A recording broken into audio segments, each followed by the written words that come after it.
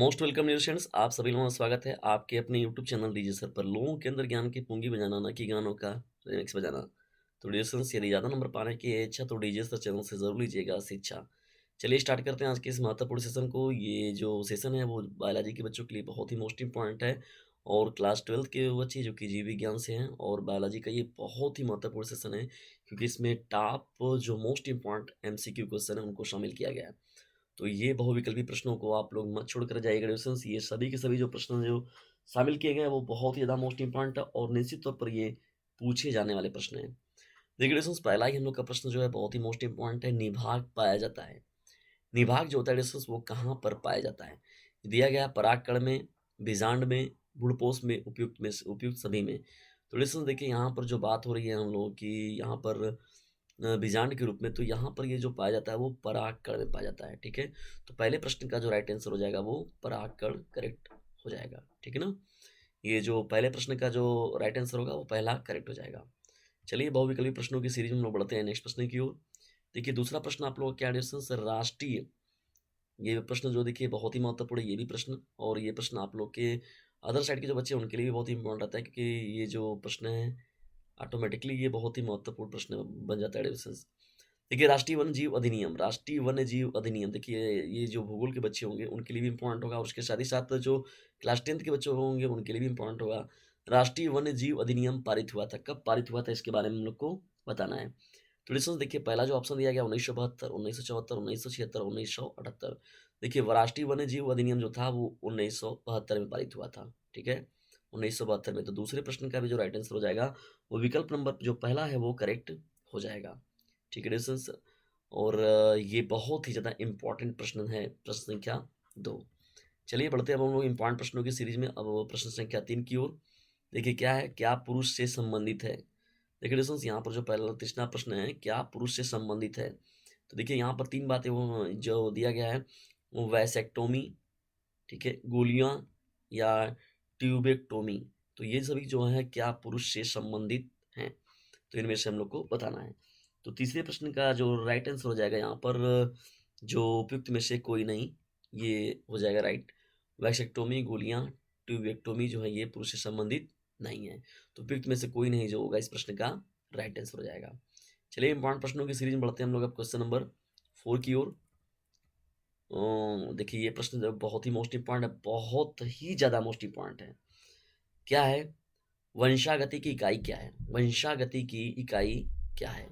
देखिए जीन प्ररूप, गुणसूत्र, गाजिका, जीन। देखिए दोस्तों, वंशागति की जो इकाई होती है वो क्या होता है, जीन होता है। ठीक है ना, जीन जो होता है वो मोस्ट इंपॉर्टेंट था और वंशागति की प्रमुख इकाई में माना जाता है। तो चौथे प्रश्न का जो राइट आंसर हो जाएगा विकल्प नंबर 4 जो होगा वो करेक्ट हो जाएगा। ठीक है, चलिए बढ़ते हैं प्रश्नों की सीरीज में हम लोग अब अगले नेक्स्ट प्रश्न की ओर। देखिए दोस्तों, हम लोग का अगला प्रश्न क्या है, और दोस्तों यदि वीडियो थोड़ा सा भी आप लोग को हेल्पफुल लगेगा तो इसे लाइक, शेयर और सब्सक्राइब जरूर कर दीजिएगा, इतना तो आपका एक परम कर्तव्य बनता है। तो डिस्टेंस यहाँ पर दिया गया, देखिए पहला पांचवा प्रश्न आप लोग क्या है, स्त्री में अंतरोपण के समय भ्रूण किस अवस्था में होता है? पहला जो दिया गया मारुला अवस्था, सेकंड जो दिया गया ब्लास्टुला अवस्था, थर्ड जो दिया गया गैस्टुला अवस्था, और फोर्थ जो दिया गया न्यूरेला अवस्था। तो डिस्टेंस यहाँ पर देखिए जो हो जाएगा ब्लास्टुला अवस्था। स्त्री में अंतरोपण के समय भ्रूण किस अवस्था में होता है, तो उसे हम लोग बोलते हैं ब्लास्टुला अवस्था। ठीक है, ब्लास्टुला पोजीशन बोलते हैं उसे हम लोग। ठीक है, ये क्वेश्चन नंबर आप लोग का 5 है, और ये बहुत ही इंपॉर्टेंट प्रश्न है। चलिए बढ़ते हैं हम लोग अब इंपॉर्टेंट प्रश्नों की सीरीज में अब अपने क्वेश्चन नंबर 6 की ओर। देखिए, निम्न में से कौन सा कथन प्रभाविता नियम के लिए सही है? प्रभाविता का नियम के लिए कौन सा इसमें सही है? पहला जो दिया है कारक जोड़े में होते हैं, सेकंड जो दिया गया है यहाँ पर लक्षणों का निर्धारण कारक नामक विविक्त डिस्क्रीट इकाइयों द्वारा होता है। थर्ड जो दिया गया, यदि कारक जोड़ों के दो सदस्य असमान हो तो इनमें से एक कारक दूसरे कारक पर प्रभावी होता है। ठीक है, ये आप लोग का अगला ऑप्शन जो दिया गया है।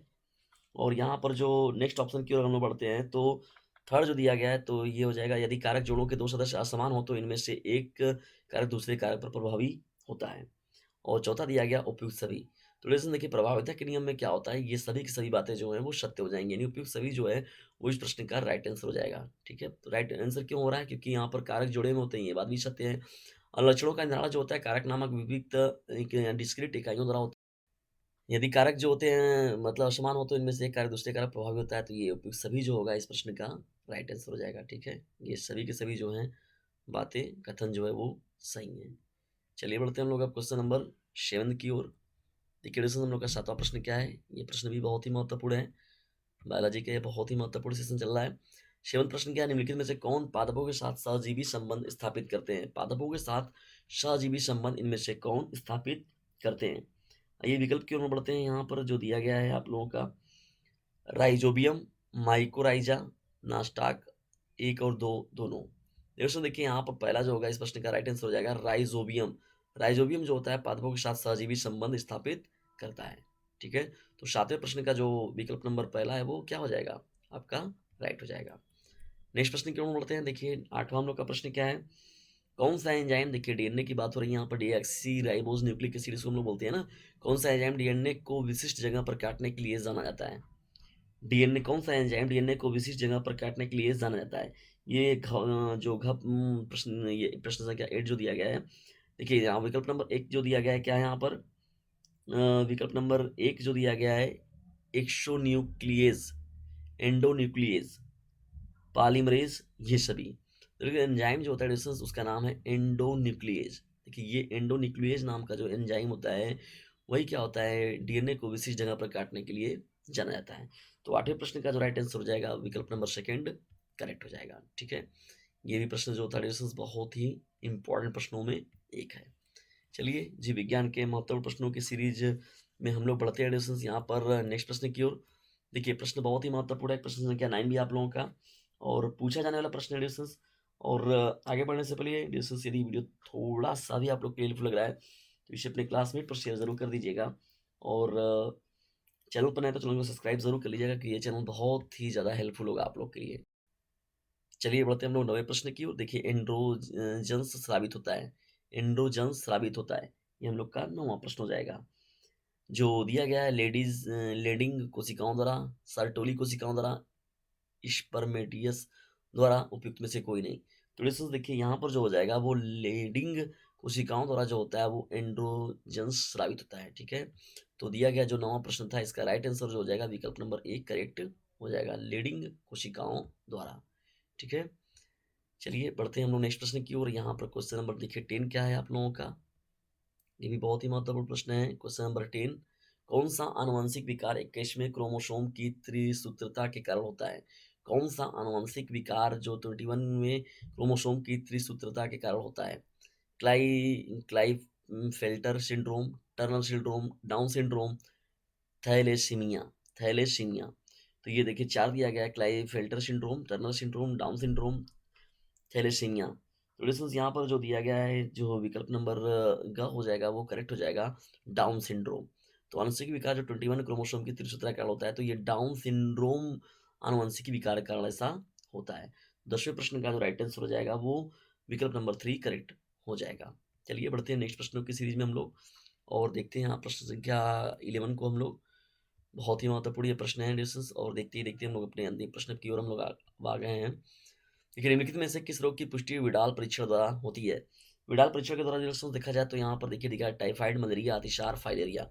देखिए विडाल परीक्षण में अगर देखा जाए तो टाइफाइड का जो जात होता है पुष्टि होता है वो विडाल परीक्षण से होता है। विडाल परीक्षण से किसका होता है? टाइफाइड से, टाइफाइड का। और देख रहे थे कि टाइफाइड मलेरिया के जो इस समय बहुत ज़्यादा ये चर्चा में है रोग, तो कुछ चीज़ें करंट के हिसाब से भी इंपॉर्टेंट होती हैं। टाइफाइड मलेरिया बहुत चर्चित प्रश्न है और निश्चित तौर पर इस समय बहुत ज़्यादा प्रभावित भी कर रहा है ये लोगों को। लिसन देखिए 12वां हम लोग का प्रश्न क्या है? 12वां प्रश्न भी बहुत ही महत्वपूर्ण है। आनुवांशिक रूपांतरण के संबंध में कौन सा कथन सत्य है? प्रश्न को ध्यान सुनिए, आनुवांशिक रूपांतरण के संबंध में कौन सा कथन सत्य है? दिया गया जो इसमें विकल्प है, आनुवांशिक रूपांतरण पशुओं को सूखा व ठंड के प्रति अधिक सहिष्णु बनाता है। सेकंड जो दिया गया, आनुवांशिक रूपांतरण रासायनिक कीटनाशकों पर निर्भरता को कम किया है। थर्ड जो दिया गया, आनुवांशिक रूपांतरण खाद्य पदार्थों के पौष्टिक स्तर में वृद्धि किया है। और फोर्थ जो दिया गया, इनमें से सभी। तो लिसन देखिए उपयुक्त सभी जो होगा वो इस प्रश्न का राइट आंसर हो जाएगा, ठीक है? आनुवांशिक रूपांतरण के संबंध में सभी जो कथन दिए गए हैं वो सत्य हैं, जितनी भी बातें दी गई हैं। यानी पहला जो दिया गया है ये भी सत्य है, सेकंड भी सत्य है और थर्ड भी, तो सभी की सभी बातें इसमें राइट हो जाएंगे। तो डिस्कशन ये रहा आज का महत्वपूर्ण सेशन जिसमें कि 12 महत्वपूर्ण बहुविकल्पी प्रश्नों की सीरीज को शामिल किया गया। और आज का ये महत्वपूर्ण सेशन आप लोग को कैसा लगा इसके बारे में कमेंट बॉक्स में ज़रूर बताएं। और ये वीडियो थोड़ा सा भी आप लोग को हेल्पफुल लगा ऑडियंस, इसे लाइक करें, शेयर करें और चैनल को सब्सक्राइब करना बिल्कुल भी ना भूलें। ऑडियंस एक नंबर मैंने आप लोग के लिए दे रखा है, यहाँ पर देख लीजिए इस नंबर को ध्यान से। 950 900 950 हो गया आप लोग का, 690 हो जाएगा। यदि ज़्यादा नंबर पाने की है इच्छा तो डीजे सर चैनल से ज़रूर लीजिएगा शिक्षा। लोगों के अंदर ज्ञान की पुंगी बजाने वाला, न कि गानों का रिमिक्स बजाने वाला। तो डियर फ्रेंड्स, इसका खुद भी लाभ उठाइए और लोगों को भी लाभान्वित कीजिए इस चैनल से, जिसका नाम है डीजे सर। 950 690 285 नाम का एडिशन एक व्हाट्सएप नंबर है। इस नंबर पर व्हाट्सएप पर ज़रूर कीजिए और जितने भी मोस्ट इंपॉर्टेंट चीज़ें रहेंगी उनका लाभ उठाइए। और यूट्यूब पर जो लेसन्स आप लोग को मिल रहे हैं फ्री व्यवस्था, तो इसका भरपूर लाभ उठाइए और इससे लोगों को भी लाभान्वित ज़रूर कीजिए। जल्दी मिलते हैं किसी अन्य वीडियो में किसी अन्य टॉपिक के साथ। तब तक के लिए टेक केयर, बाय, जय हिंद, जय भारत। लेकिन लेसन्स एक काम आप लोग को ज़रूर करना है, इसे अपने क्लासमेट पर शेयर ज़रूर करना है, ठीक है? क्योंकि याद रखिएगा ऑनलाइन प्लेटफॉर्म का सबसे महत्वपूर्ण साधन होता है sharing. Sharing is the best way of learning. तो इसीलिए अपने क्लासमेट पर शेयर ज़रूर कीजिए।